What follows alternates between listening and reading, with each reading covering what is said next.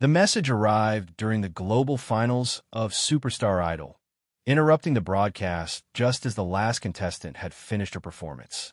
Billions of viewers worldwide witnessed their screens flicker with static before resolving into the imposing visage of Ambassador Forlag of the Clack species. His purple-hued skin, adorned with ceremonial markings, filled the frame as he began the formal address. "People of Earth," Forlag announced with practiced gravitas, his translator device converting the clicking sounds of his native tongue. "I come before you as the representative of the Galactic Council, the supreme governing body of the 17 sentient civilizations of this galaxy. For millennia, we have maintained order and peace through a system of mutual cooperation and respect.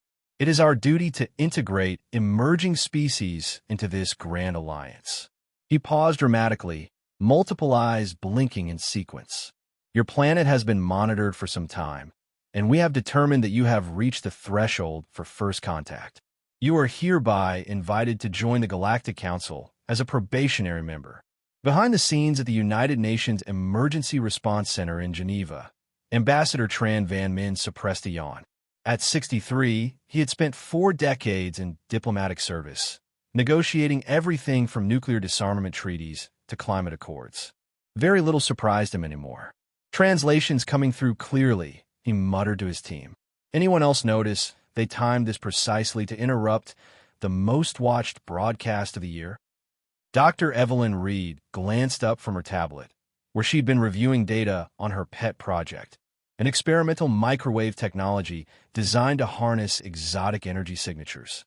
"Classic power move," she said, adjusting her glasses. "But they researched our media consumption patterns. Though honestly, they might have done us a favor interrupting that awful show." Colonel Sarah Jenkins, representing the Joint Military Command, didn't look up from her budget spreadsheet. "Think they know we've detected their ships in orbit for the past 3 days?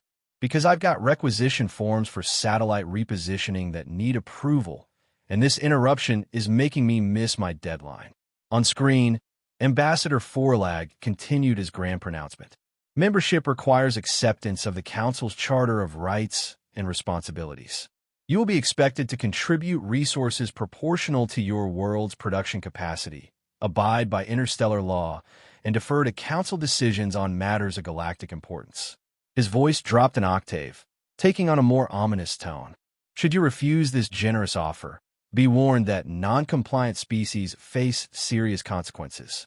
The Council has means to ensure cooperation when necessary." He didn't elaborate on what those means might be, but the implication hung in the air. "Terms and conditions apply," Dr. Reed muttered. "Always read the fine print." Ambassador Min sighed, reaching for the communications terminal. "I suppose I'd better respond before they interrupt the weather forecast too." The global response to the Galactic Council's announcement was not what Forlag had anticipated. Instead of the fear and awe that typically greeted such demonstrations of superior technological might, humanity's reaction could best be described as bemused. Within hours, memes of Forlag's purple face flooded social media platforms worldwide. Creative edits placed him in various unlikely scenarios, selling car insurance, appearing in classic movies, or promoting weight loss programs. Betting pools emerged on how long the aliens would stay, what they really wanted, and whether their fashion sense would improve. Official government responses were measured, but notably lacked urgency. The UN Security Council issued a joint statement acknowledging contact with the Galactic Council representatives, expressing polite interest in peaceful cultural exchange, but made no mention of the membership offer or supposed consequences. Ambassador Min's office released a carefully worded diplomatic note, thanking Ambassador Forlag for his message and inviting him to schedule a proper appointment through appropriate diplomatic channels. The note included a standard form requesting preferred meeting times, dietary restrictions, and a suggestion to please take a number and wait for your turn, as Earth was currently managing several other pressing international matters. In the private briefing room, Min explained his approach to his team. "Look, I've dealt with enough ultimatums to know one thing. Never appear eager, never appear frightened. This Galactic Council has operated for millennia using intimidation tactics. But we've survived our own near extinctions, and we're still here. So we treat them like any persistent telemarketer, polite but firm. Colonel Jenkins nodded. I've already coordinated with Space Commands worldwide.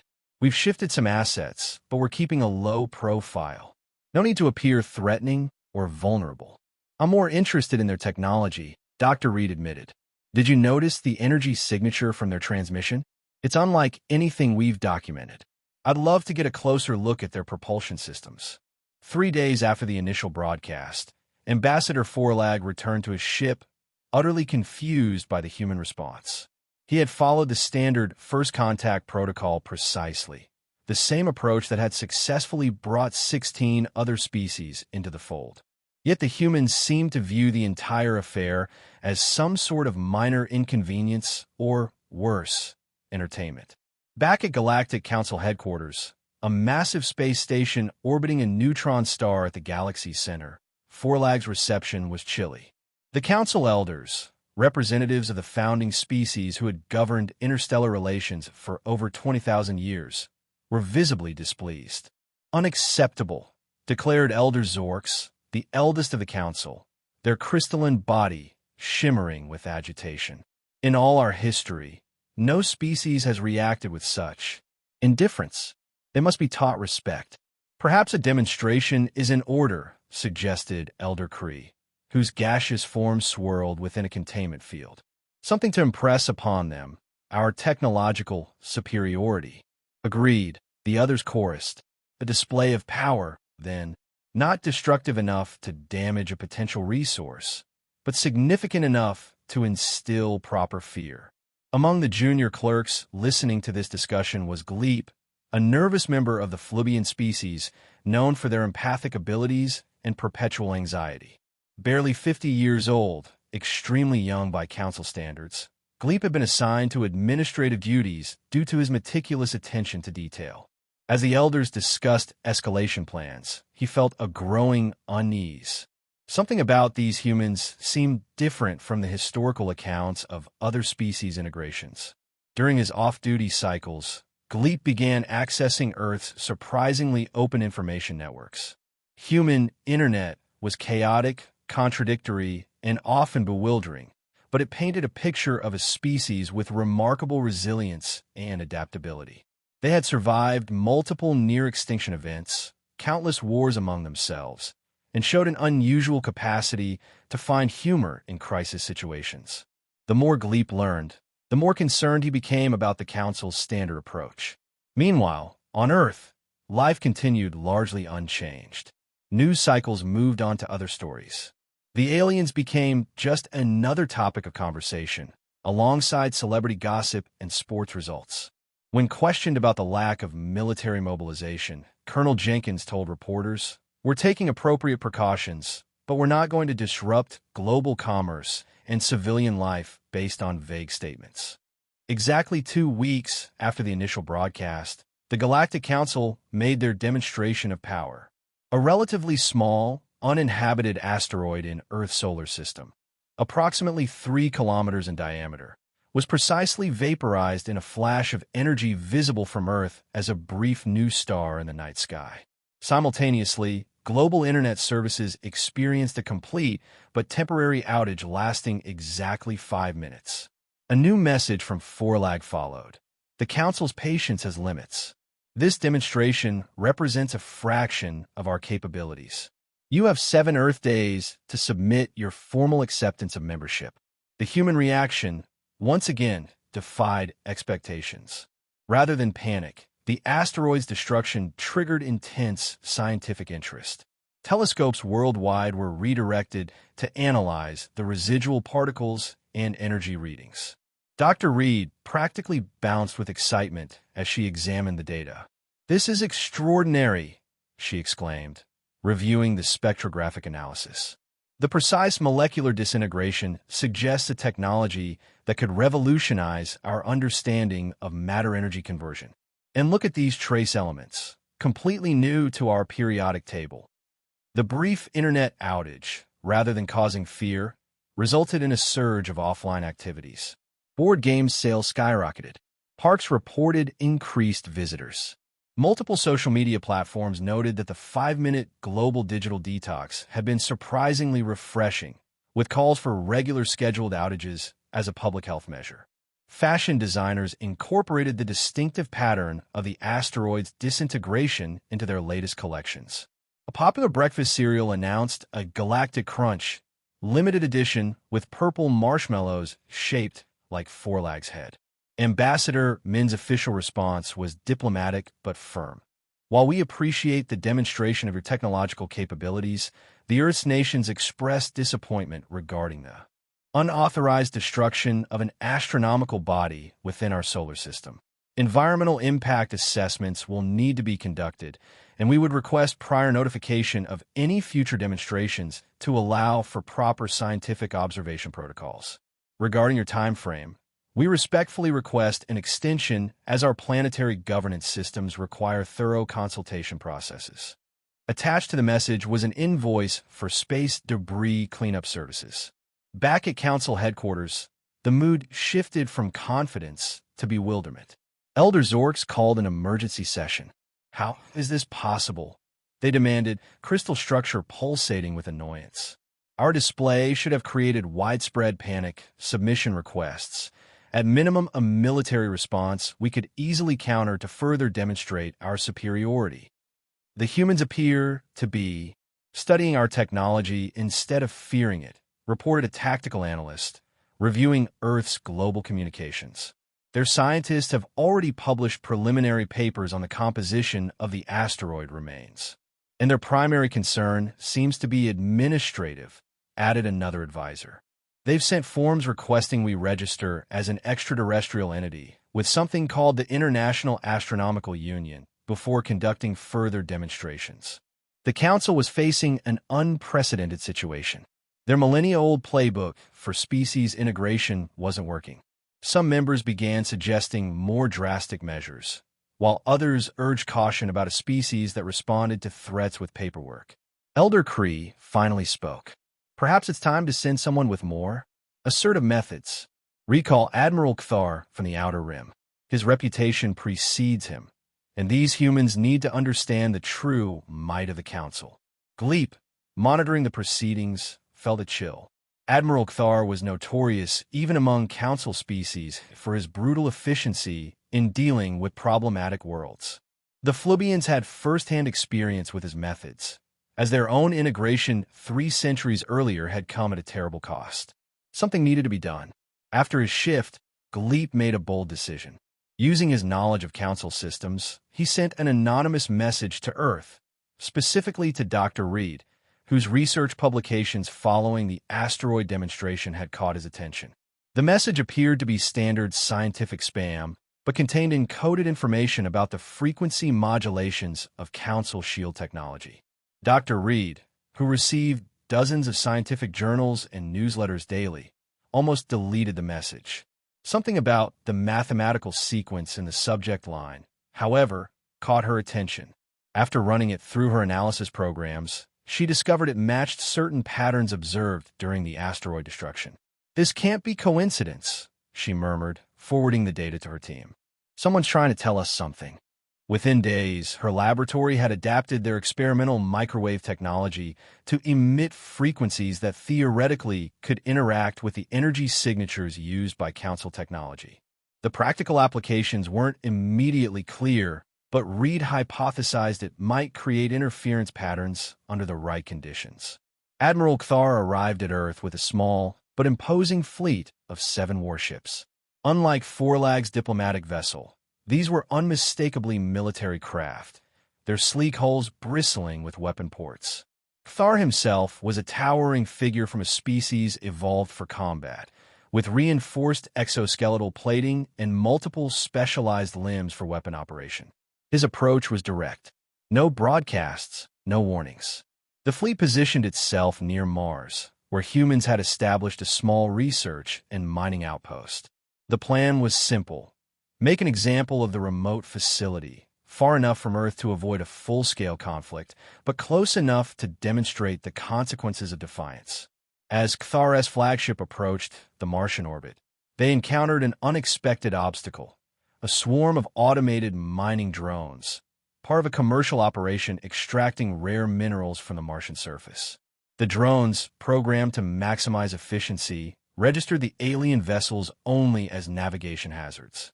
Their automated systems sent standard collision warnings. Unidentified vessels. You are currently obstructing designated shipping lane MT7. Please adjust course to avoid mining operations. This is an automated message. Thar, insulted by the implication that his mighty warship should yield to commercial equipment, ordered a warning shot to destroy one of the drones. The energy beam lanced out, vaporizing the small machine instantly. What happened next was entirely unexpected. The beam's energy signature, passing through the atmosphere where Dr. Reed's experimental supermicrowave was being tested, created a resonance effect. The frequency, remarkably similar to the one Gleep had anonymously provided, generated a feedback loop that traveled back along the energy path. Thar's flagship systems experienced a cascade of failures as the feedback penetrated their shields precisely at their resonant frequency. Lights flickered, navigation systems went offline, and internal communications failed. The mighty warship drifted helplessly for several minutes before emergency systems restored partial functionality. The Admiral was livid. "What trickery is this?" he roared, mandibles clicking in fury. "These primitives should not possess technology capable of affecting our systems." His tactical officer, visibly nervous, reported, "It appears to be some form of accidental resonance effect, Admiral. Our own weapon created a carrier wave for an energy pattern that our shield interpreted as friendly." The incident spread confusion throughout the fleet. What should have been a simple show of force had turned into an embarrassing technical malfunction. Adding to the indignity, the Martian outpost, unaware of any military intention, sent a standard assistance message. "Unidentified vessel, we've detected power fluctuations in your systems. If you require technical assistance, please be advised that our maintenance teams are available for commercial contracts. Standard rates apply." Thar, in a rage, ordered immediate withdrawal to regroup. This was no longer about a simple demonstration. His honor had been challenged. He would return with the full might of his fleet and ensure these humans understood their place in the galactic hierarchy. Back on Earth, Dr. Reed was ecstatic about the unexpected success of her experiment. "We didn't even target them directly," she explained to Ambassador Min and Colonel Jenkins. "Their own energy beam created the perfect carrier wave for our resonance frequency. It's like finding out your enemy's sword conducts electricity while they're standing in water."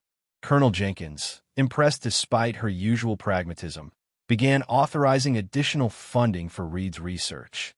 "Can you replicate this effect? Expand it? We need defensive options that don't appear overtly aggressive." Ambassador Min nodded thoughtfully. "This buys us time and leverage. If we can demonstrate the ability to neutralize their technology without directly attacking them, it changes the diplomatic equation significantly." Meanwhile, Gleep had made a fateful decision. Using his access to Council records, he began systematically copying information about Council species, technologies, and weaknesses, embedding them in seemingly innocent data packets transmitted to various Earth information repositories. If the Council discovered his actions, the punishment would be severe, but something about the human's approach resonated with his long-suppressed frustration with Council methods. Admiral Kthar returned to Council headquarters, demanding authorization for a full punitive expedition against Earth. The Council elders, concerned about the unexpected technical vulnerability and the continued bizarre indifference of humans, debated extensively before finally approving a limited operation. "These humans must be taught their place," Elder Zorks declared. "But we must approach with caution. Their response patterns defy historical precedent." Kthar was assigned a fleet of 50 vessels, a formidable force capable of establishing orbital dominance around a planet. His orders were to position for intimidation, demand immediate surrender, and engage only if directly attacked. The Council, despite their frustration, still preferred to acquire Earth's resources and potential labor intact. When the fleet appeared in Earth orbit 3 weeks later, the response was immediate but not what Cathar expected.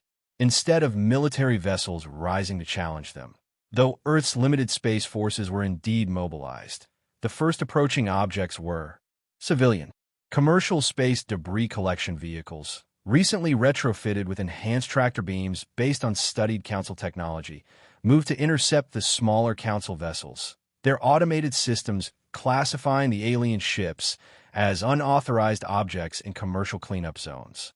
Their tractor beams, originally designed for defunct satellites, had been modified based on the energy signatures observed during previous encounters. Several smaller Council ships found themselves unexpectedly caught in these beams, their pilots struggling with unfamiliar interference patterns that seemed to bypass their shields entirely. Simultaneously, Earth's global communication networks, having been upgraded after the previous outage, launched what effectively amounted to a distributed denial-of-service attack on Council communication systems. Millions of automated signals, ranging from standard greeting protocols to cat videos, specifically suggested by one of Gleep's anonymous messages, flooded Council receivers. Cathar's command and control systems, designed for efficient military communications, found themselves drowning in what the ship's AIs classified as non-threatening but unusable data. Filtering systems crashed as they attempted to process the sheer volume and variety of Earth transmissions. Dr. Reed's network of enhanced microwave transmitters, now deployed globally, began broadcasting precisely modulated frequencies that created interference patterns with Council shield generators. Rather than attempting to breach the shields directly, the transmissions caused cascading system errors, energy fluctuations, and sensor malfunctions. Earth's limited military response, coordinated by Colonel Jenkins, focused on precision operations rather than direct confrontation. Specialized EMP devices targeted vulnerable systems identified through Gleep's leaked information, temporarily disabling weapons rather than destroying vessels. Non-lethal countermeasures created confusion rather than casualties. Perhaps most disconcerting to the Council forces were the numerous civilian space shuttles that darted around the edges of the confrontation, their occupants apparently taking selfies with the invasion fleet as background. These space tourists, wealthy thrill-seekers in modified commercial vehicles, treated the potential apocalypse as an Instagram opportunity. Cathar, facing a form of resistance unlike anything in Council military doctrine, ordered his flagship to target Earth's major military installations as a demonstration of seriousness. As he gave the command to fire, his weapons officer reported a systemic failure. The targeting systems had been compromised by what appeared to be a data packet embedded in the flood of Earth transmissions. In fact, Gleep had provided the command override codes for Cathar's class of vessels in his final data dump before fleeing his post. These codes, originally designed for emergency Council control of fleet assets, had never been updated due to bureaucratic oversight. As system after system failed, and more Council ships reported bizarre malfunctions rather than battle damage, the fleet's morale collapsed. Many crew members, already questioning the wisdom of attacking a species that responded to existential threats with invoices and cat videos, began refusing orders. Cathar, enraged beyond reason, commandeered a assault craft to personally lead an attack on what sensors indicated was a primary Earth defense installation. In reality, it was Dr. Reed's main research facility, which was indeed a threat, but not in the way Cathar imagined. As his craft dove toward the target, Colonel Jenkins coordinated a precision response. Rather than destroying the vessel, specialized EMP weapons disabled its propulsion and weapon systems, causing it to be caught in Earth's gravity well. Recovery vessels, using modified tractor beam technology, safely captured the craft and its furious occupant before impact. Admiral Cathar, the most feared military commander in the Galactic Council, found himself taken into custody not by enemy soldiers, but by a hazardous materials team concerned about potential biological contamination. He was escorted, raging but effectively harmless, to a comfortable but secure observation facility where teams of psychologists attempted to understand his anger management issues. The aftermath of what Earth media dubbed the Great Inconvenience and what Council records would later call the Earth Catastrophe unfolded in ways no one had anticipated. The remaining Council fleet, with their command structure in disarray and communications compromised, formally surrendered not to Earth's military forces but to its diplomatic corps. Ambassador Min, treating the situation more like a traffic accident than an invasion attempt, established processing centers for Council personnel that resembled welcome centers more than prisoner camps. Alien crew members found themselves offered snacks, provided with Earth entertainment options, and interviewed by curious scientists and cultural anthropologists.